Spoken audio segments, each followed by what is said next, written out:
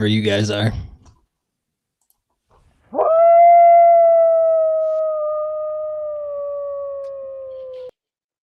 It's a great day to be a Coyote. Welcome, Coyote Nation, to another episode of Back to Pack Podcast, where we are going to be bringing you all of your favorite games, memories, and of course, discussion with our fellow Coyotes. As a disclaimer, we have no affiliation to the University of South Dakota. This is a podcast ran by fans for fans.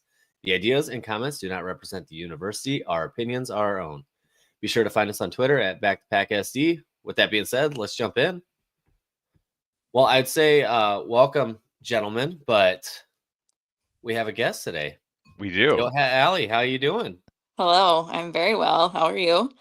Let's go. The A team of my tailgate right here brought the best. Absolutely. We've been around the tailgate. We know who the brains of the operation is over there. Let's How it go. always goes. What can I right? say? Let's go. This is a great week, guys. What an awesome past couple days it's been. We got regular season awards to give out, playoff primer tonight to get fans ready for the big week and Saturday's game. And we got comments rolling in here too already, boys. How about Matt? Matt's hanging out in Verm. Yes. What up, Matt? Holding it down, especially just in time for, supposedly this winter weather storm coming through. Mitch will break you down at the top of the hour. Yeah, we'll have that live updates for the weather too, by the way. Say, Matt's taking no chances with the weather. He's in Verm already. He's hunkering down. He's ready for Saturday. I love it. Mm-hmm. He's got the turkey too. Grabbed one from Hy-Vee. Let's go. Nice. Must have that Airbnb all week. We got Ray in here. Yeah, where's Yote Fan? I agree. Where is he at? Oh, he'll be here. Oh, yeah. Yep, we got Allie tonight. Absolutely. And we're going to get to that right off the bat here. Yeah, Absolutely. absolutely. There's a big reason for this. There's a Fans can buy their way onto the show. We'll just say that. Oh, come on. Hey, how about our boy Dustin here? Cochran? Yes. Wichita Northwest stand up. He's making the trip up for the game. Going to check out the Yotes in the Nice. playoffs. Absolutely. Love Won't be long. He'll be up here. That's what I was going to Yeah. say. That next trip after that might be for permanent. So I like that. Coming home. Let's go. All right. Oh, geez. Now we got Tyler in here. All right. It's a party now.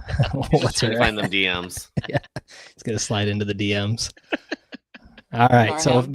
guys, we're excited to announce new sponsor for the playoffs. How about this one? Amazing Adventures by Allie. And we wordsmithed a slogan for you, Allie. Your travel game plan. No flags, no fumbles, all fun. Go Yotes. Welcome to the show. Thanks for having me, guys. I'm excited about playoffs. Absolutely. And we get one at home. So we don't have to use your services just yet, but 1 week from play or after this Saturday, we might have to check you out. That's right. Yeah. No vacations yet, but hey, it's not too early to start planning because winter is coming. So, Allie, obviously, we appreciate you sponsoring us here and give us a rundown of the business Amazing Adventures by Allie. Yeah, so actually, I'm an operating room nurse by trade, and I kind of do this just for fun because I love to travel with family and friends and get people places that they want to go.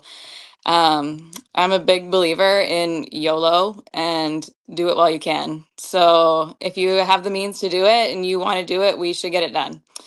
I can book anything that you are wanting to do. I can book short stay vacations to Minneapolis or Omaha or Vermilion, or big long European or African safaris or whatever you're looking for. Everything from Disney cruises with Royal Caribbean or MSC or Norwegian lines. I can book Airbnbs. I can do just about anything to help you just get the vacation of your dreams. How about a trip to Macon, Georgia? Fans are already That thinking about the is- second round here. We got Matt. Yeah. He says he's booked, but Joel thinks he's driving. I think you should book him something, even if it's just a weekend trip. Sounds like a long drive to me. We could definitely make that a little bit shorter, but we'll just have to see what happens here. All right. So you just mentioned all the different things that you can book, and it's literally anything and everything. So I have to ask you, what do you recommend now that winter's coming? People are thinking about going somewhere warm. What do you recommend this time of year as we think about the cold months, January and February? Yeah, so it really just kind of depends on what you're looking for. If you're wanting something like family friendly and safe, like Florida is always good, or Puerto Rico has great family friendly options and no passports needed. So that's easy for a family if they want to just go for like a long 4-day weekend somewhere. Um, kids love Disney and all that kind of stuff. So that's great too. But if you want to just go like party and hang out with friends, like Mexico is where it's at. Absolutely. So We where's got your guys on the spot? show that have been there. Yeah, we can't keep Grant out of Mexico. Yeah. Got the Yeah, just in Cabo. Great. I can confirm. That's awesome. Yeah, we've taken a lot of fun vacations over the years. We've gone to Mexico. We went to Puerto Vallarta a few years ago with some friends. Had a blast down there. We just took the kids to Disney this last January. They had an amazing time. We spent a few days in Clearwater afterwards, just kind of wind down from all that. We went to Rome for our honeymoon and spent a week there. Had a great time there as well. Been to New Orleans, kind of just did like a foodie drink tour while we were there and some history. Just kind of a nice, relaxing, kind of fun vacation that we did. But we love just like little short weekend trips too. Just, run up to the cities or go to Omaha or Kansas City or the hills, anything short that we can just have some fun. That's awesome. That's awesome. I love that. And you mentioned Puerto Vallarta. That's definitely on the bucket list for us. So when that time comes, we'll definitely be in contact with you. Yeah, let's do it. All right, guys. Any other questions for Allie and the Amazing Adventures by Allie, where she can book literally any trip that you can dream of? I do have a question. I wrote one down in preparation, but you mentioned a lot of good spots that you recommend.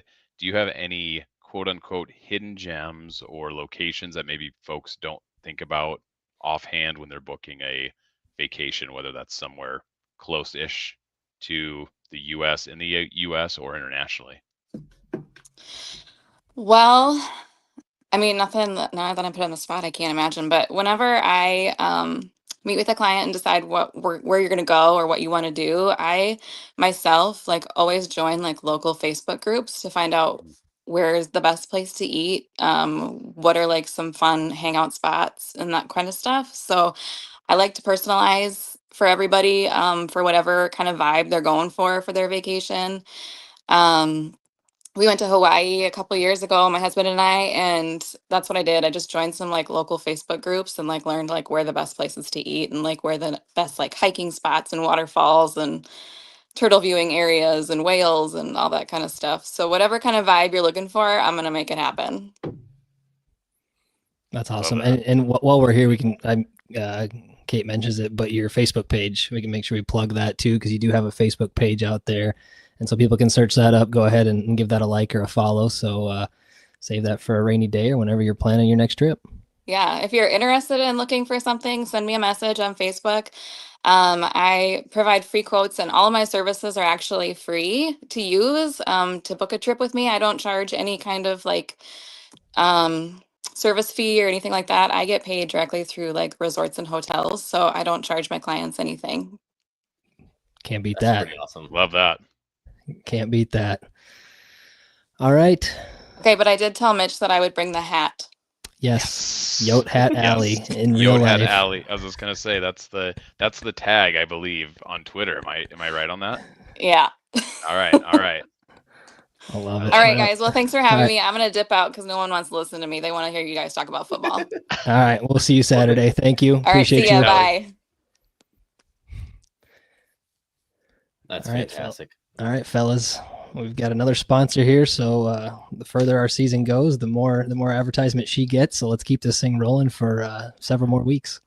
Yeah, I think she's gonna get some inquiries about trips to Georgia. I think that's on the horizon here. I'm all for that. Let's do it. I'm actually gonna call her about Nashville. So Oh, you guys thinking all right, short all term, right, all right. long term. Start. Not too early to start looking. That's for sure. Absolutely. All right, Alex's Lemonade Stand, guys. I'm going to start by saying Coyote Nation, unbelievable. Like It's insane. I was expecting maybe 1,000 or 2,000 here from this super weekend that Northwestern Mutual was doing. I think we raised 6,000.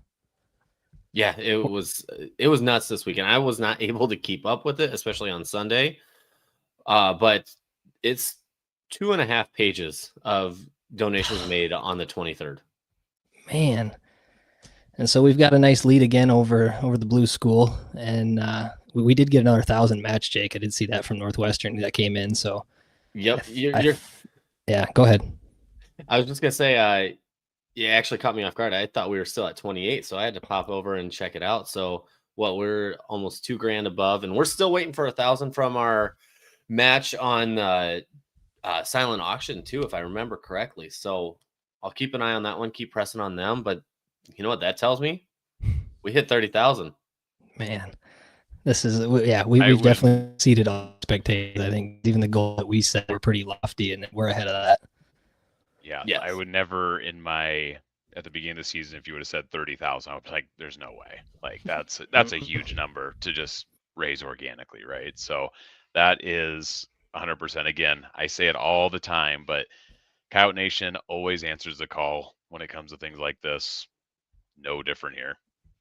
Yeah, and I dare any fan base to poke fun of us for our supposed size, because I mean we got each other's backs, and it's proving right here. We made it a big deal this year. It comes from us push, and it comes from Aiden push, and it comes from all the help that we've received on our part, and then people just hearing the message consistently. I mean, this is fantastic. And depending on how that Sunday went as a whole, not just with Aiden, but all the other athletes, there is a pretty good shot we are going to see 6 figures when Northwestern puts in their general pot match of 10 grand, up to 10 grand. Mm-hmm. Yeah, we had to be pretty close. If we didn't meet it, we had to be darn close. Yep, exactly. So yeah, no, and I mean we still have opportunities coming. Jello shots are going to be at the tailgate like usual, and as a reminder, the mustache is for sale. We hit 500. I'm shaving right there in the parking lot. I don't know. I think those Sunday donations should go toward it. I think you should be showing up to tailgate. Yes, with a mustache. Grant, I'm glad you said that, because that's where my head's at. With 6,000 this from Sunday, man, I'm definitely rocking the mustache for that. No extra needed. I'll say this: we don't have to do any extra on tailgate if we can get to 30,000, not counting Northwestern's addition. So if we can hit 30,000 as a whole, I'll just show up to tailgate with the mustache. 30,000. All right. We have a few days. Mm-hmm. We have a few days, so it's there. It could make Thanksgiving interesting if I show up to that with a mustache, because once we hit 30,000, that's just buzzing it. Grant has fungus or something. I don't know. I'm trying to catch up with the comments. No, it's a well manicured, well groomed. I'm starting to really embrace it. It may stay forever. And there's a liquor store attached to Ace, Matt. You can get a keg there. That's right. I love the randomness. That is true. That is very true.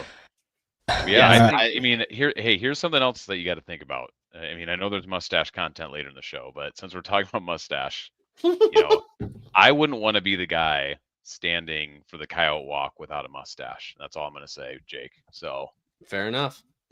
Better plan accordingly. Get her done, Jake. Let's go. Maybe I'll start shaving as they do the walk by. There you go.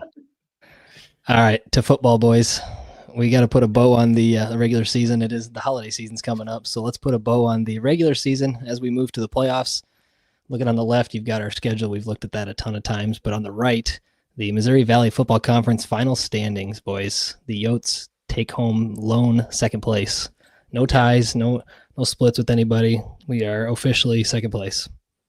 And I mean, there was we had quite the argument at the beginning of the season that we should have been more viewed as a second or first place team. We did receive, if I remember correctly, it was 3 first place votes in the Missouri, but we were still picked third based off of how this all the voting went. Right. So in reality, we did exceed expectations. I know everybody that's here with us knows that we did fall behind where we were hoping to be at, but I think we all kind of learned together that there were a lot more changes, a lot more battles that had to be won to get things sorted out. But I can tell you, based off of the way the season started, even with the Illinois State loss, I'm pretty sure pretty much every Coyote fan out there is pretty pumped about finishing second in the Missouri. Yeah, Grant, go ahead. Yeah, I agree. I was just about to say that I think if anybody told you at the beginning of the year, hey, you're going to finish number 2 in the top 2 of the Missouri Valley, you'd go, absolutely sign me up for that, right? So it looked a little different than we anticipated. There's no doubt about that, right? So some early bumps and bruises early on with a lot of new faces, but it is fun to think about what this team looked like in week 1 and 2 and what this team looks like now. It's the definition of, every coach says that we want to get better every week. It's very cliche. This group literally has gotten better every single week, which makes this playoff push so exciting because I said it on Twitter earlier. There is nobody in the country that wants to see the Coyotes come into their building, right? Absolutely. Yep. That's just the facts of the matter. So I'm very excited for Saturday. I think we're one of the more dangerous teams, but also be one of the hotter teams coming into the playoffs, right? Winners of 6 of the last 7. I think there's a lot to be excited about. And just to get to these comments, guys, real quick. Yeah, it is a noon game on Saturday. I'm hoping, and tailgate should be, to Joel's point, 4 hours before. So hoping they open at 8. Haven't seen anything yet announced, but should be 8 rather than 9. We'll see. And then just to James and Lauren's comment here about potentially playing USD and SDSU playing in the playoffs, guys, we're going to get to that here in a minute. Hold that thought, but we will get there. Any surprises, guys, with the Valley? I mean, you look at those bottom 3 at 1 and 7 in the Valley, and just where they finished overall. You got 1 and 11 Murray State and Indiana and Northern Iowa. They're at 3 and 9. But anything else? I guess my surprise. I'll start with mine. Southern Illinois. Guys, you guys know I was really high on them. Man, their offense is, speaking of high flying offense, but that defense did not show up like I anticipated this year, and so with that, they were pretty mid, as the kids say. But I don't know. Anything else stand out for you guys? I mean, yeah, I am shocked that Illinois State was not as good as they were anticipated, and North Dakota with their turnaround. That was a very impressive turnaround. I know all North Dakota fans are struggling quite a bit in their feelings because it doesn't matter if you change the coaching staff or not, you're still going to go 7 and 5. And so I appreciate them keeping my preseason prediction correct as them being just a mid team. But I think the biggest surprise of them all is that Indiana State. There's a good comment. That's exactly where I was getting into. Indiana's State's only conference win was not against one of the bottom 3 teams, but against State on their home field, and in my opinion, blew them out. If you watched the game, you kind of felt that. So, I mean, there was a lot of surprises. I think it was more of an even field this season, and there wasn't the 3 teams that stood alone like there were last year or the year before. And we just beat up on each other. We did skate by in a sense. We won based through our identity, and there were a lot of close games. And I mean, everybody saw it when they put up the points for and the points against. When they showed USD stats, we're technically losing when you look at that. But we won the way we were supposed to win, and we figured ourselves out, our identity, and that's why we're number 2 in the Valley. Yeah, one other comment I'll make that I guess again, just kind of shocking is I'll even go to the top of the standings. I think we all understood that North Dakota State was going to be a front runner. I don't think I was ready to see them be as dominant as they have been this year. We thought maybe they would take a little step back, with Cam Miller leaving and things like that. Good point. Because we thought Cole Payton was going to be a downgrade. Not that he was going to be bad, but just not as good as as Cam. But he has put up impressive numbers. Yeah, that was shocking, and just so that's the only thing outside the bottom 3. But hey, shout out to Murray State for picking up the first conference win in, I believe, 3 years. Is that accurate? Somebody check me on that. Golf clap. And shout out to Indiana State for getting one. We already talked about that. Anyways. Yeah, it is funny that it's funny that Indiana State lost to the worst team in the Missouri, and SDSU lost to Indiana State. So It's tough. That's tough. Yep. And, we kind of have the triangular with us. Our joke was Illinois State, Southern Illinois, and us, right, guys, we had the battle between what we thought with those teams, and we all beat each other. So that's interesting there, too. I still upset about us not beating Illinois State at home. I think that was a very winnable game and one that would have changed our playoff seed pretty well there. It would have gave us a nice boost. But, yeah. But anyway, overall, guys, I'm very happy with this, where we ended up, especially in the Valley. Yeah. And I do want to pull up this question right here from Joel. Does NDSU look better because all three of their closest rivals had major changes? I mean, that's a good question to really ask. Yeah. Because they did not play anybody in the non-con. And then even when they got, I mean, they were amped up for ours. We beat them the last two regular season matchups, got them on homecoming. Like, it just was a disaster. We had some issues. We had some injuries happen in the game that made it more difficult, and we lost some pieces there. But then, yeah, UND, that was a close game between them, and State had just lost Chase Mason, so we knew they were a disaster at that point. I think it definitely helps them look stronger than what they might be because the recent games towards the end of the season. But I don't think you can argue their dominance as a whole. Yeah, I think the gap maybe widened between the rest of the Valley and them this year a little bit, while everybody else kind of got bunched up because of all the coaching changes and portal, things that happened to each team. And so, yeah, I think that's definitely true. And it'll be interesting, too, because Cole did get a little dinged up going into halftime against St. Thomas. And you got a question on what that is because he came out at halftime with ice around his knee. I've seen players do that and be fine, totally fine for the next week. He also gets a bye, but it's definitely something to keep your eye on. Yeah, for sure. All right, so up on the screen, just putting the final stats perform rankings here. They ended up as a 12 in their poll. That's what they gave us. But I only bring this up, guys, is just to make the comment that we were rated 4th going into the season. That was the preseason rankings, and we finished 12th. I'm not going to sit here and dissect all the teams and who was where, but just wanted to make note of that. And then I want to bring up this, too, as we kind of put a bow on this season, the regular season here, is just talk about the adversity. Every team, you see all these fans online pumping their chests about, oh, my team overcame more adversity. My team overcame more adversity. I just want to focus on the Coyotes for a second and just put up some stats about what our team went through through not only preseason but also through the season. So coaching changes, 7 new coaches total with all the movement there. Obviously, new head coach spot there with Travis Johansson moving into that role. New OC, new DC, dedicated strength and conditioning coach. You got Chad Traver moving there. And then graduation, we lost 15 super seniors, guys, that were all COVID babies, so to speak, to graduation. And then your transfer portal losses, 7 studs. You saw a tweet today, I think, by Jay Elson. He highlighted that. Yep. We lost 7 starters there to the portal, including 3 on the O-line. And we beat that all offseason, guys. Like, we talked about that to death. But and then the portal additions, 27 new players in the portal. Something that most fans probably don't know is we had roughly 21 guys quit the team before week 1. That's during your summer and kind of early fall camp workouts. So a bunch of guys opted out there. And then injuries. We've talked about most of these too, but running back Keandre Jones-Logan goes down in spring ball, like in April. Captain Tim White exits for the season in the week leading up to week 1 against Iowa State, happened in practice. I think it was a Friday too, even. Yeah, it was like a day or two before the game there. And then the one that we all remember very vaguely is very well is running back Charles Pierre in the Lamar game goes out.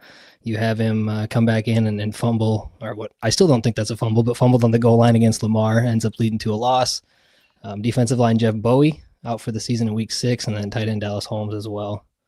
Yeah, it was definitely a rough year, and obviously those are the key injuries, but as many fans know, there are tons more behind the scenes. We had a lot of secondary backup players getting knocked out through the regular season, whether it is out for the season or whatnot. So the injury bug bit hard, but we have established and settled in.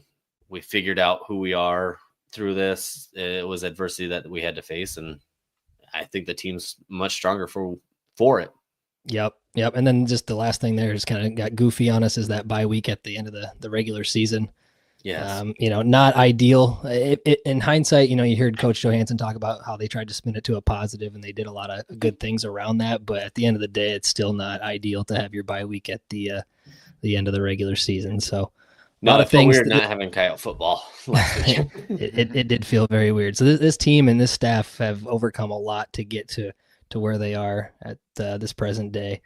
But with that said, guys, let's go ahead and jump into awards real quick. Regular season grades. Go ahead and fire away at what grade you give the Coyotes, and fans too. If you want to chime in, go ahead and give them a F, B, C, B, or A, somewhere in that range. Jake, you want to start, or you want me to go? I'll go ahead and start us off. I'm right. gonna give it a solid. I'd say a B plus. It was right there. A lot of things were there. 15 extra points by the offense, and we're talking about one game out of the Missouri Valley title, probably a 4 or 5 seed in it. So it was so close to being a superlative season, but there were the pieces. We figured it out, and I think at the beginning of the season, a lot of us would be thrown that C minus range, but with the way it started. With the way it started, everybody C minus, not looking pretty, and they just continuously worked, continuously got better, and so I feel good about the B plus range. I've got some comments coming in here already. Matt was B, Joel with the B minus, you got Ray B plus, and then James and Lauren B minus. Yeah, so I think everybody's about the same there. Grant, what do you have? Yeah, that's actually, I had jotted down the same thing Jake did. I would say a B plus. Although I will say it's hard because in the beginning of the season, like we talked about, so many new faces, just a group that really wasn't playing together, right? Which is to be expected with a lot of new personnel, right? That doesn't happen overnight, that you're just immediately gelling. So yeah, you're right. After to be honest, about week 3, I think some people were ready to give us a, D minus or even flunk us, right? It looked like we were in really bad shape, right? Even though we won against Northern Colorado, like that game had all the makings of what could have been very easily been a loss. Oh yeah, that was overtime. Yeah, overtime, right? Or even to get into overtime. It took LJ to get to 301 yards, by the way, and we needed every single one of those. Yeah. So yeah, you think of the first 3 games, I think all of us would be saying, D, right? But I think one thing as you zoom out, right, there's a roughly, I should know this number, but let's call it 120 to 130 FCS football teams in America. And we're in the last 24, right? We're in the playoffs, and actually we're ranked number 11. So to say B plus might be not very kind, but I think it's also good to have a B plus mindset because we had high expectations for this team. There you go. For our culture as a football program, right? Like there's some programs that if they got to 8 wins, they'd be doing backflips, right? And they would hang a banner about it, right? That's not what we're about. We're after more. So I think B plus is fair. And then I'll also say too, but in the last 3 weeks, I give this team an A plus. I mean, this is the hottest team in the country. Yes. By far. Like other teams are peaking at the right time as well, but we looked dead in the water at 5-4. I think everybody in the country pretty much wrote us off. Even Mitch and I didn't pick the Yotes to beat UND, right? Like, that's right. We were in a bad spot. So tough start, okay beginning, outstanding finish. It's a B plus, but holy smokes, the Yotes are hot. Absolutely. Tyler coming in with a B plus. I'm going to make mine short and sweet. We're on the same wavelength here. I also had a B plus, and the reason I did that, guys, was just the 2 losses: the Lamar loss and the ISU loss at home. I think you win those, and you're looking at an A plus season. I think Grant and I think we both picked the Yotes to go 10-2, and I think we left a lot of meat on the bone with those 2 games and ended up 8-4, but really could have been 10-2. The NDSU game, we knew it was going to be tough, and obviously Iowa State was what it was. But yeah, all that said, I think B plus is very solid. Absolutely. All right, player of the year, guys. Go ahead and we'll do offense, defense, special teams, and fans that are in the chat here. Go ahead, throw yours in there too. I'd love to see what you're thinking. All right, so offensively, I'm just going to ask one question: is this unanimous? Yeah, it's got to be. It's got to be. We didn't talk. I was going to say for people listening, we did not talk about this before. I've got my sticky note that I feel like it's like an Academy Award. Absolutely. Yeah. So, I mean, it's very easy on the offensive side of things. You can't look farther than LJ Phillips coming Yeah. in a a second string. We all thought it'd be a 12 carry kind of game per game season for him with Charles. Charles goes down, and LJ not only just steps in and does what he's supposed to, but he shines, flourishes there. So I feel like it's easy, yeah, and we're seeing it too here in the comments. LJ as Offensive Player of the Year so far as they roll in. Yeah, I agree with it.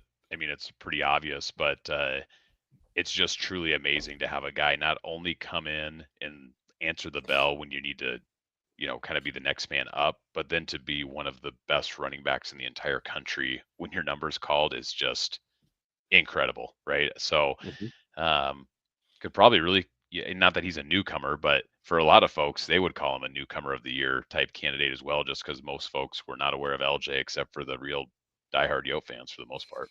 Yeah, anybody outside Vermilion or Coyote Nation is not knowing that name until he burst on the scene against UNC. What do you have, like 30 carries in that game? That was his first real start, first as the guy.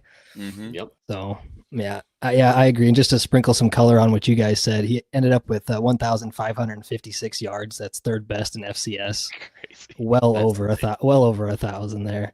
1,556, 15 touchdowns. That was eighth best in the FCS. 6.22 yards per carry. That was 13th best in the FCS, and then averaging 130 yards per game. So with the big one, the 301 against UNC, absolutely hands down. We'll say it too. He's actually averaging 150 yards per game because he didn't get his first two. Yep, absolutely. He played a partial at Lamar and didn't really touch the ball at Iowa State. So had he had two more games, I don't think he did. No, I don't think he did either. No. So who knows? That's crazy. Absolutely. Crazy. All right, but you mentioned it, a bunch of LJs in the comments here.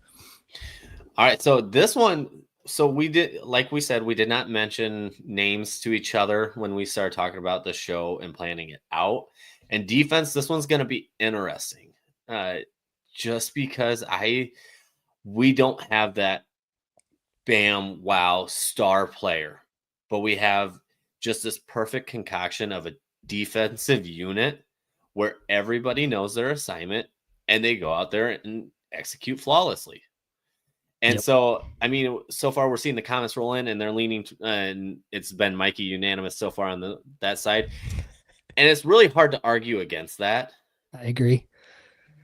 But I'm kind of leaning towards Gabe Hardman. Too. All right. Tell us why quickly. So, I mean, we definitely needed some help on the linebacker side of things. We know that Wade has some issues and some injury side of things. And then you also have Nate coming back off of surgery as well. Gabe took over communications on the defense side of things to help out. And I think the defense took a step up when he got the communications. Okay. I like it. That's where that's coming from. Grant, who you got?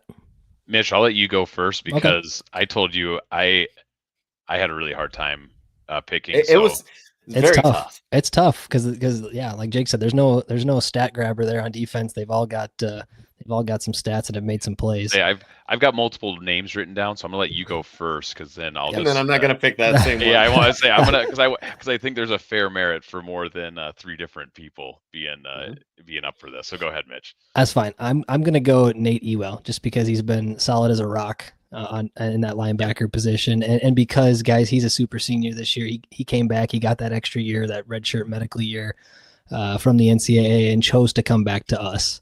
And so there's definitely part of me that's a soft spot for him for that reason. And then he leads the team in tackles with 77 total and 36 solos, also leads the team, has 3 pass deflections and 1 fumble recovery. So I think he's just been he's quietly leading by example is the best that I would be able to describe that. Is you don't see his name called too much, but he's quietly just doing his thing on defense every Saturday. Yeah, Absolutely. no, that's you guys named two of the guys that I have written down on my list here. Before I go into it, because I have like 6 guys written down and I don't really know where to go with this, but just for context for people, we have 9 guys on this defense that have 50 plus tackles on the year. That's insane. That is 9 absolutely guys. nuts. Everybody's finding the ball. Everybody's making plays, man. So that's what I said. That's what I was saying. I don't think there's a wrong answer to this. Gabe's great, and Sheila just was about to take the words out of my mouth here. Gabe was one of those guys who's always in the right place at the right time. Mikey, of course, we've seen that in the comments. A fantastic one. Hey, he had 2 picks against Drake, by the way. So we got Drake on the doorstep here. He had, Yes, he had he 2 did. in that game. Yeah, Drake Yep. does not want to see him again. There's no doubt about that. But And they were like back to back. They were, I think, back-to-back possessions. Yep. I'm gonna give mine, but then can I also give like a deep sleeper one? Is that fun Yeah. to do? All right. Yeah, go ahead. I'm Let's go. completely derailing this anyways. I'm gonna go with Caden Crawford. Oh, I like it. That is I like a fantastic pull. So again, talking about guys that show up when you need them the most, it just always seemed like when it was crunch time, Crawford was there, right? So he ended up the year or so regular season with 66 total tackles, 9 tackles for losses on the year. So by far the most on the team, but 3.5 sacks, 2 pass breakups. He's just a guy that really is kind of a specialist too, right? As far as getting to the quarterback and creating havoc. So I think Caden's there. The deep sleeper one is big Chris Dixon. Yeah. Talk about a guy who's all over the place and has gotten better every week. His stats actually kind of shocked me. He ended up with 57 tackles from the interior D lineman spot, right? That's a big one.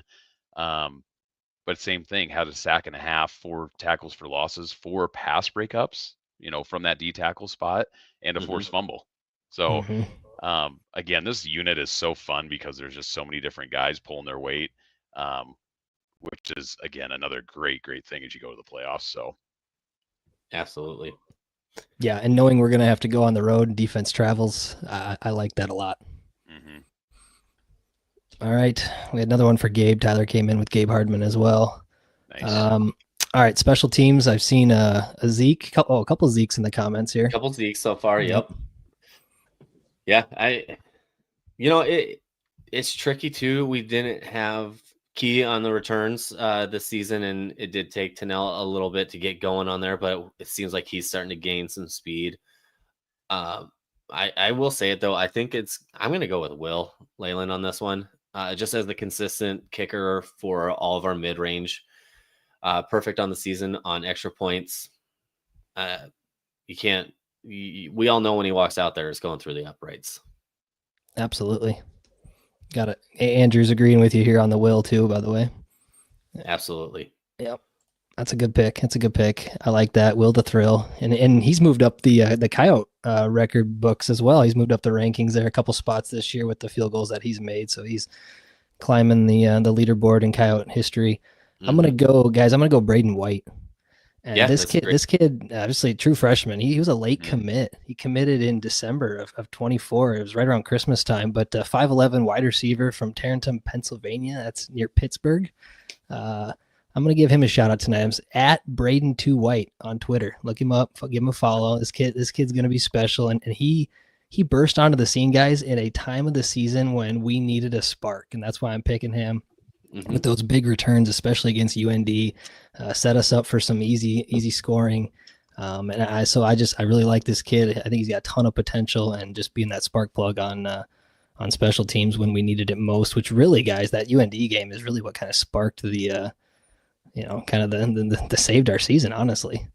Absolutely, yeah. And I mean, he steps up. He, I think, ended up averaging like 30 yards a return, even. Something like that. And I know his big one against UND was like 60 some yards. So absolutely. Yeah. That one made that life so easy to go up 9-0 on UND real quick. And all of a sudden we got all the momentum and all the attention. And came down to those 2 actually freshmen making plays in that. Yeah, so absolutely. Braden White's a great call out. Say I will. I've got Will as the special teams player of the year as well, Jake. So I will say, Coyote Nation, we are absolute spoiled brats when it comes to kickers. We have been. Yes. We have had just such an amazing run of good kickers, but Will is just another guy who comes in and absolutely crushes it year after year. 14 to 16 on the year. Honorable mention to Zeke. Yes. I will say too, one, holds the record for the longest field goal in South Dakota football history at 58 yards. Yep. And if you zoom out, think about how many teams in this country even have a guy that they can trot out for 58-yarder. I bet you can only count it on maybe one hand, and we have a guy who we send out there regularly to take those on. So although the field goal percentage is always going to be low because the attempts are low and it's always long field goals, Zeke's a hell of a weapon to have, and we saw that at the UNI game live right when we were there. So Zeke's 2 of 4 on the season, but 2 of 2 if there's a 5. 50 plus, you got it. 50, exactly. A specialist of specialists, right? That's his role, and I think he's really embraced it over the last. Under 50 is too easy, and he's having a hard time making the easy ones. Right now, like, I want to say this though too. You guys are going to hurt one player's feelings because he hasn't been mentioned, and this is going to the fan base too. Oh boy. Tyler Ebel. Yes, do it. Go ahead, because we're spoiled at kickers and punters every year, guys. Absolutely. I was just about to say it. I said if Coach is on the show, I think he would say Ebel because Coach talks field position every single week in the presser. He's flipped field position so many times. He loves it. So I was about to say that we will not sleep on Ebel, but go ahead, Jake. Yeah. So Tyler averaged 45 yards a kick, which is absolutely insane. So even when you're not gaining a yard from a kickoff, like that's still flipping the field. And he put 15 inside the 20, which we all know is the go-to stat when it comes to punters, out of his 41. So more than a third of his kicks are going where they need to be. And 13 of his kicks were over 50 yards. And his longest being 66 on the season. That's NFL numbers right there. Yeah, he was an absolute weapon. He really was. And I think we definitely saw a lot of consistent punts from him. We all saw the fantastic punt that never happened at UNI where he rolled it out at the 1. Just absolutely perfect. I won't forget it, even though it won't be in the stats. But he was a weapon, and he helped the defense be as successful as it was. Yep. All right, newcomer, guys. I think this one's going to be unanimous too, isn't it? Yes. All right. Carson Fletcher. Running back number 33, Racine, Wisconsin, guys. This kid, he ended up with 330 yards, 4.9 average, only 1 touchdown, but he had some really, really tough grinded out yards where he's running through guys, breaking tackles, and adding 5 to 10 yards onto some of those carries just by his own effort as he moves downfield. But and a PWO, guys, like get this guy on scholarship. What are we doing? What are we doing? We got to get this guy a Scully. Yep. Yeah, that's coming in short order. I think that's pretty well assumed at this point, right? Once the season's I've seen enough. Yeah, I can fully see it once the dust completely settles for him. For the team, we're able to do it. He will be there. But yes, I actually want to pull up Tyler's comment here as well because it's something to talk about, especially with his massively improved performances in these last few games. That's cheating. Newcomer of the year. He is a newcomer to us in the transfer. He is a newcomer. That's cheating because I'm pretty sure he's a senior. He is. Yes, this is his last season. But absolute wonderful kid. Just been crushing it on the defense. He's got it figured out, and it's definitely taken the defense to another level. So we could definitely make an argument on that one as well. I do think DeJuan deserves his flowers as well. Absolutely. All right, play of the year. Yeah, here we go. Go ahead and think about it. So, Mitch, I have it set up for yours first. So what we're going to do is we're actually going to share our screen here as we go. Let me make sure I'm in the right one. I have a lot, so let's see. There we go. All right, so for the first play of the year from Mitch, what better way to show it than Bauman takes the snap, looking to throw, fires right side, looking for Fenner. He's got it! He's got it! He's got it! Let's go. Now, I do think it's a little unfair because yours is a game winner on it, so it gives it that umph. But context matters. Absolutely. So go ahead and walk us through that one, Mitch. The reason for this, guys, is pretty simple. It's in the 5th overtime. It's to walk it off 53-51. Your season's on the line. You're at Carbondale. You call a play, guys, where you have 9 guys blocking. including the running back. You got Aiden back there, just literally one receiver, one route, one possible option on this play, and you're just going to call the play and say, hey, our guy's better than your guy. We're going to throw it up, and he's going to go get it done. And him and Aiden connect on that fade route and walk it off to punch our ticket to the playoffs. So for me, guys, this one's kind of a no-brainer, although there's been a ton of highlights we could pick on the year. I don't think any are bigger than this one. Absolutely.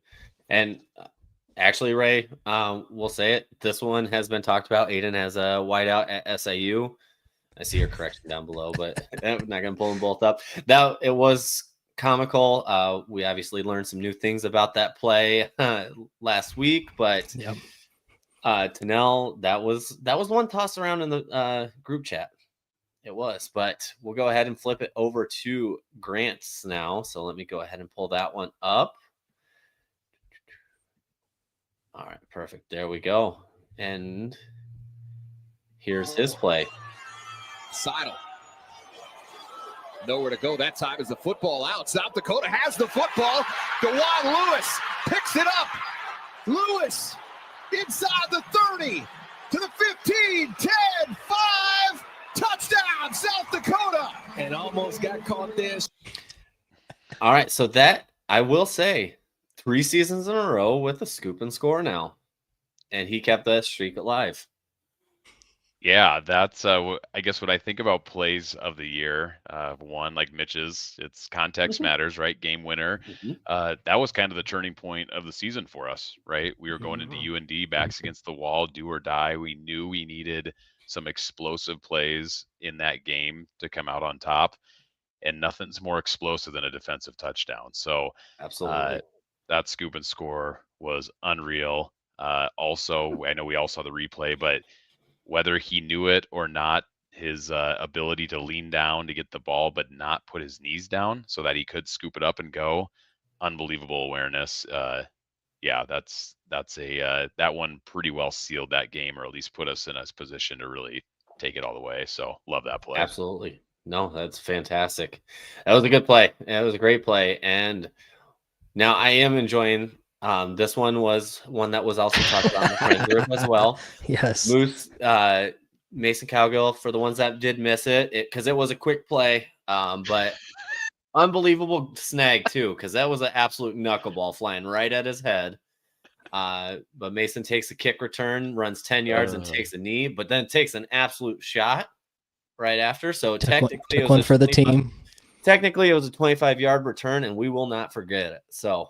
And oh by the way, that sets up the Zeke Mata field goal right before half, which ends up being the difference in that game. Absolutely. Yep. So you never know when the game-changing play happens, but there's always a piece to the puzzle somewhere. All right. Honorable mention to Moose. Absolutely. All right. So, and then for my play of the game, technically mine was the game winner as well. We just didn't know it at the time. So we'll go ahead and pull that one up here.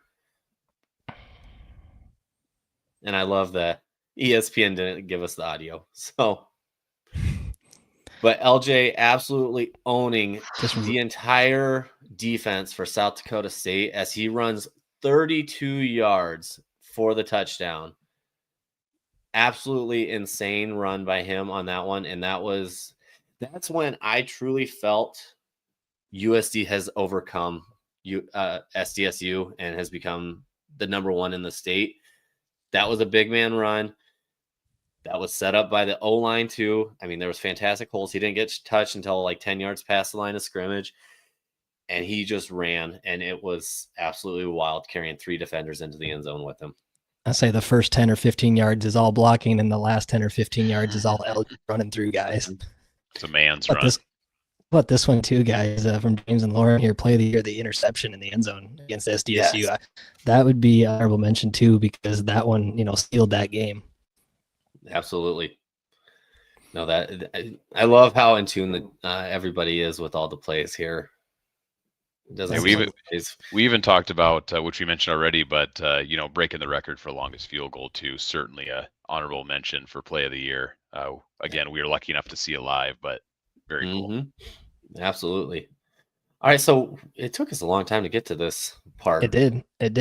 Here we Hey, go. it's a though. long regular season. Yeah, It is. It is. we wrapped it all up in 50 minutes. All right, the 2025 FCS playoffs, guys. So we talked about it. We punched our ticket, and we come in with the 11th seed, which we had a lot of back and forth on this, guys, over the days leading up to the selection show, trying to figure out where exactly we were going to land. And I think we were thinking 13 to 16 until the chaos happened on Saturday with some upsets, and then we were thinking kind of that 9 to 12 spot. We didn't think we had enough juice to get to the top 8, but I think we all switched gears and went 9 through 12. We're going to talk about that here in a second. But yeah, so we end up with the 11th seed, guys. Fair or foul? What do you guys think? I think it's spot on. I think it was a perfect spot for us. And I mean, you'll hear more about it as we go, but I love our path. Grant? Yeah, I agree. I think it's right on. I think I had I think it was either in our group message or maybe another one. I said over under 10 seed after all the chaos seemed to be right where it is. So 11, I feel good about that too. And to Jake's thought, like the situation we're in. Yeah. So where do you guys want to start here? Do you want to talk about our path, or do you want to talk about who made it, who didn't make it, and some of the yays or nays on what we agree with or don't agree with on which teams, or where do you want to go here? I think we just sit with what they got right, what they got wrong, and then call it a night. I didn't expect the awards to take up 50 minutes of the show. So, I mean, I'm going to get it started right off the bat, and I'm looking directly at Tennessee Tech. This is a very easy one in my mind. They were number 7 in the midseason playoff poll, and they went completely undefeated except for a loss to Kentucky, and they fall 6 spots. Yeah, that makes no sense.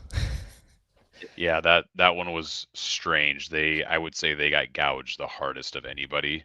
They did, from what absolutely. we were expecting. I think everyone pretty well had them penciled into a top 8 seed. So see them come in at 13 was wild, and then to get matched up with a Missouri Valley team, never ideal. Of course, which I don't know. I don't know about North Dakota. Give them one more shot to lose another close game, but whatever. Absolutely. Hey, 7-6 never looked better. I agree. How about, okay, so we had a comment earlier, I think it was from Matt, but UC Davis, guys, what are we doing? Like, we have time for a Grant rant on this? It's wild. How and why? Like what are we doing, Grant? Give us the info.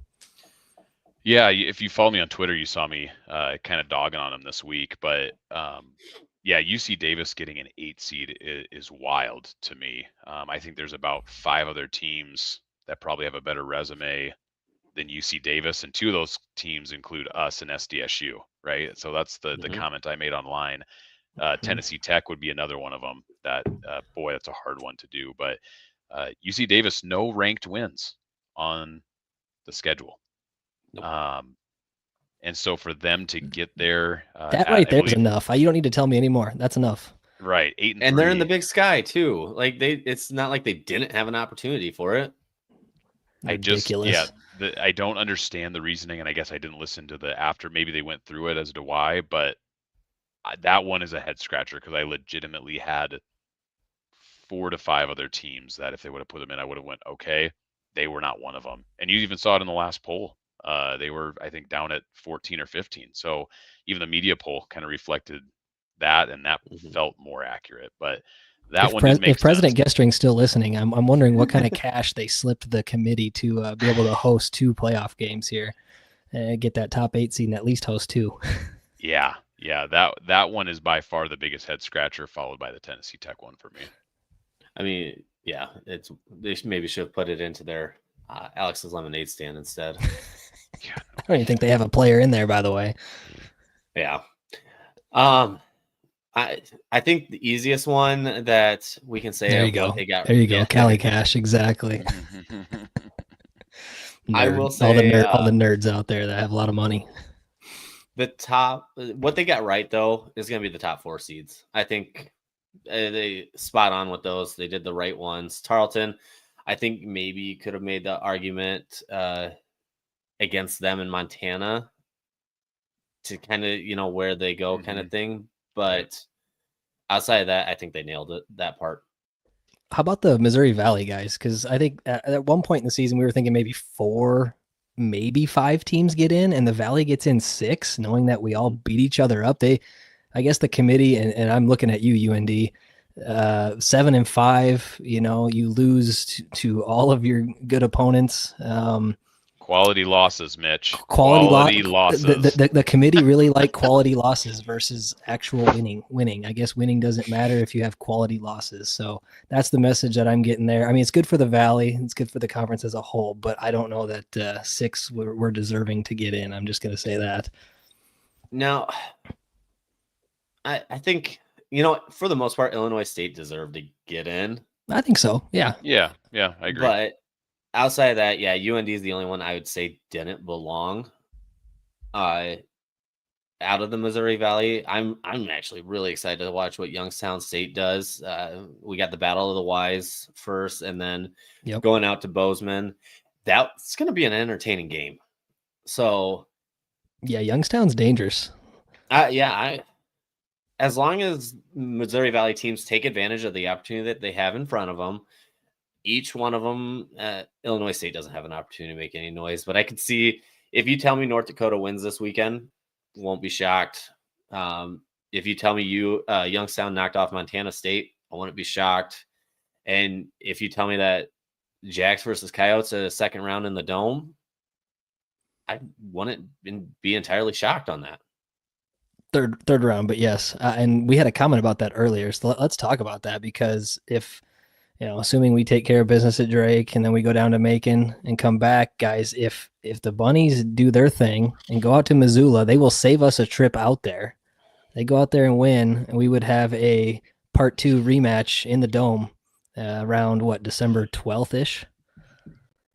I mean, that's the dream scenario, right? I mean, when you look at that quadrant of the bracket, I think you feel good about State take care of New Hampshire. I think we all agree that South Dakota is going to take care of Drake, because we've already kind of seen that show before.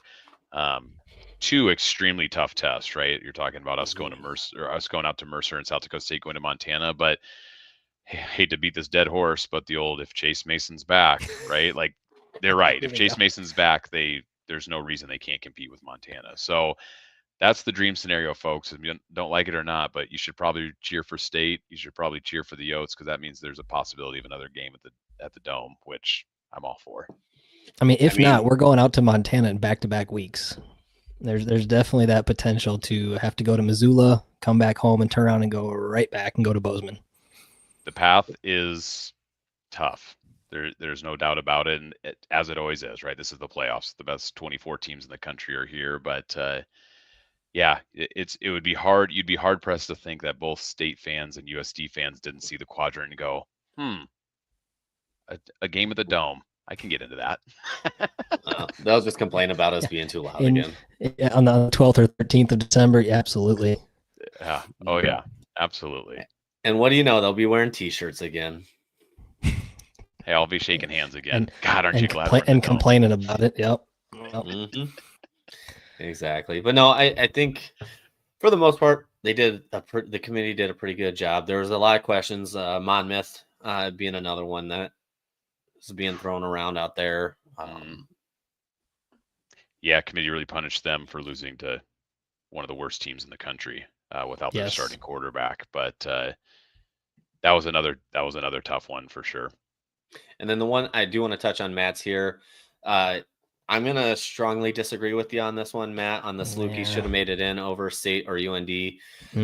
Just we all kind of know, just based off their schedule history, they only have 6 FCS wins. Yep, that's the issue. That is the issue. Where, they got bit by the D2 schedule, or the D2 game schedule. So that the committee signaled that to us last year. No more D2s. We're going to punish you for playing D2s. Absolutely. But yeah, no, I'm looking forward to it. The path is there. It's going to be a fun one. We got to handle our business here against Drake first, which just as a heads up to everybody that's listening live or after the fact, Thanksgiving is on Thursday, which we all know is our typical show day. So we are going to be moving to Wednesday. We will still be having our show. We are not doing Mitch's plan of just reposting our video from earlier this season. So Got that Drake preview we just queued up, man. Just Drake replay that 2.0. episode.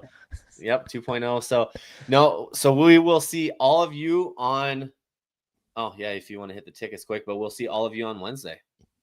Absolutely. Get your tickets. If you're a season ticket holder, Yote Fund member, or any other way that USD contacts you, check your email because they've been sending out a bunch of emails for tickets.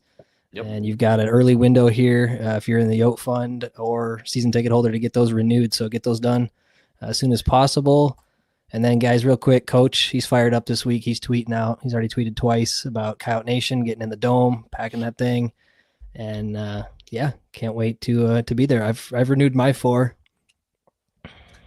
I was gonna say I've renewed my 4, but then I also have already gotten 9 more people coming, so I'm up to I'm plus 13 so far.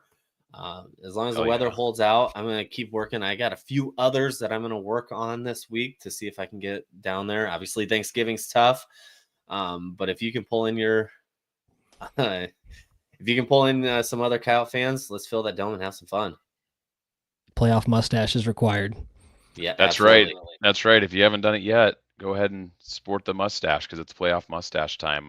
Show up to Thanksgiving. Hey, to your point, Grant, show up to family Thanksgiving with the mustache and see what your family says about that, because I think that would be a great conversation starter as soon as you walk in the door. That's right. Walk in and set the tone at Thanksgiving this year, huh? Just let them know who's in charge. Yeah, good cop, bad cop. All right. And actually, I do want to pull up this comment here. Shout out to Eric for joining us. Welcome, Eric. Appreciate you hanging out with us live. Absolutely. Can't wait to rock the mustache. This is going to be awesome, guys. And Aiden's locked in, by the way. Just look at that. He's lost some thought about the orangutan, which don't get me started on. We don't have enough time for the orangutan. We don't have enough time for that. That's another 30 minutes. Tune in Wednesday night. We'll discuss orangutan versus a chicken. Yeah, absolutely. All right, perfect. Go ahead and flip it to that last one here. All right, let's get out of here. Absolutely. Go Yotes. Go Yotes. See you Wednesday. Go Yotes.